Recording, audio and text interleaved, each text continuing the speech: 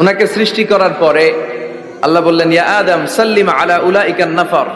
আদম, এই যে ফেরেশতারা বসা, সালাম দাও। আদম বলেন, না আমি সালাম দিব কেন, আমারা দেয় না কেন? অনেক মুরব্বী আছে বলে, আমি দিব কেন, তোরা আমারে দিবি। এরকম আছে না নাই? না, সালাম সবাই সবাইকে দিবেন। স্বামী স্ত্রীকে দিবেন, স্ত্রী স্বামীকে দিবেন, বড়রা ছোটদের দিবেন, ছোটরা বড়দের দিবেন, এক ভাই আরেক ভাইকে দিবেন, বোন ভাইকে দিবেন। তাহলে ফ্যামিলির মধ্যে শান্তি দিয়ে ফ্যামিলিটাকে সমৃদ্ধ করে দিবে কে? কারণ সালাম অর্থই শান্তি। সালাম অর্থ কি? ফ্যামিলির মধ্যে আমাদের এই সালামের প্রচলন নাই। বিশ্বনবী সাল্লাল্লাহু আলাইহি ওয়াসাল্লাম স্ত্রীদেরকে আগে সালাম দিতেন, সাহাবাদেরকে আগে সালাম দিতেন। মা আয়েশা বলেন, এত বছর বিশ্বনবী সংসার করলাম, একদিনও আগে সালাম দিতে পারি নাই। সবসময় বিশ্বনবী আমাকে আগে সালাম দিয়ে দিতেন। তো সাইয়েদনা আদমকে সৃষ্টি করার পরে আল্লাহ বললেন, আদম সাল্লিম আলা উলাইকান নাফার। বুখারীর বর্ণনা, ফেরেশতাদের এই দলটাকে তুমি সালাম দাও। সাইয়েদনা আদম আলাইহিস সালাম অহংকার করেন নাই। তিনি বলেন নাই যে কেন দিব, ফেরেশতারে বলেন না আমারে দিতে, এটা বলছে না। উনি সালাম দিলেন, ফলে ওনার অন্তর থেকে অহংকার মুক্ত করে দিল কে? আল্লাহ। বিশ্বনবী বলেছেন, আল বাদিউ বিসসালামি বারিউম মিনাল কিবর। আগে আগে যে সালাম দিয়ে দেয়, আল্লাহ তার অন্তর থেকে অহংকার তুলে নেয়। মান কানা ফি কলবিহি হাববাতু খারদাল মিনাল কিবর লা ইয়াদখুলুল জান্নাতা আবাদা। যার অন্তরে যাররা পরিমাণ অহংকারের ছিটে ফোঁটা থাকে, সে আল্লাহর জান্নাতে ঢুকতে পারবে না। আল্লাহর জান্নাতে ঢুকবে বিনয়ীরা। কারা? যারা বিনয়ী, মুতাওয়াদি, হাম্বল, যাদের মধ্যে হাম্বলনেস আছে, যারা বিনয়ী, তারা জান্নাতে ঢুকবে। তো সাইয়েদনা আদম আলাইহিস সালাম বিনয়ের পরিচয় দিলেন, কিন্তু শয়তানকে আল্লাহ বললেন উসজুদু। শয়তানকে বললেন, শয়তান সেজদা দাও। ফেরেশতাদেরকে যখন অর্ডার করেছে সেজদা দাও, শয়তান বলল, আল্লাহ আমি সেজদা দিব না। অহংকার করলো, সে নিজে নিজে উপরে উঠতে চাইলো। সে বলল, খালাকতানি মিন নার ওয়া খালাকতাহু মিন তিন।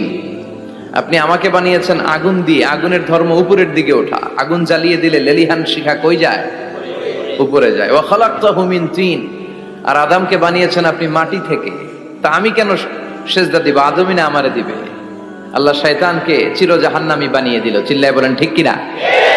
আর বিনয়ের কারণে আদমকে আল্লাহ বানালেন আশরাফুল মাখলুকাত। কি বানালেন? সৃষ্টির সেরা। এজন্য নূরের ফেরেশতারাও সাইয়েদনা আদমকে সেজদা দিতে বাধ্য হয়েছে। চিল্লায় বলেন ঠিক কিনা?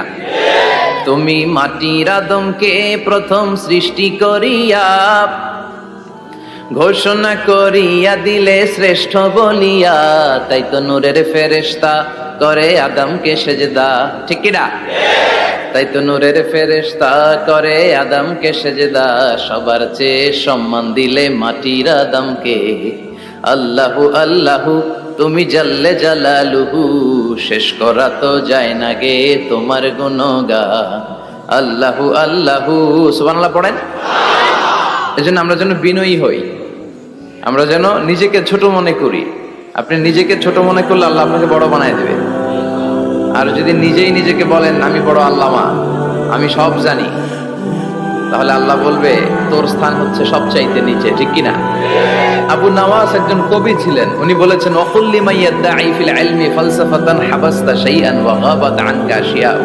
কেউ যদি তোমারে বলে যে আমি সব জানি, তুমি দুই আঙ্গুল দেখিয়ে বলো তুমি কিচ্ছু জানো না। তোমার শিখার অনেক বাকি। জাননেওয়ালার উপরও জাননেওয়ালাও আছে। ঠিক কিনা? এজন্য আমরা যেন বিনয়ী হই।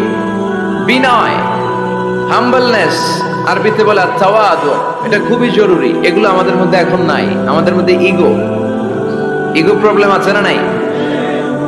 অহংকার, জেলাসি, অ্যারোগ্যান্স, এগুলো থেকে সম্মানিত ভাইয়ের আমাদেরকে বেরিয়ে আসতে হবে। দেখবেন সমাজে যারা খুবই হাম্বল, বিনয়ী, তাদেরকে সবাই পছন্দ করে না?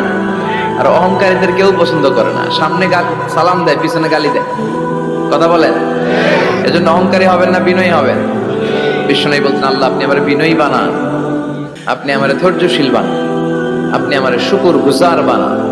আমার চোখে আল্লাহ আপনি আমার ছোট বানান, মানুষের চোখে আপনি আমার বড় বানান।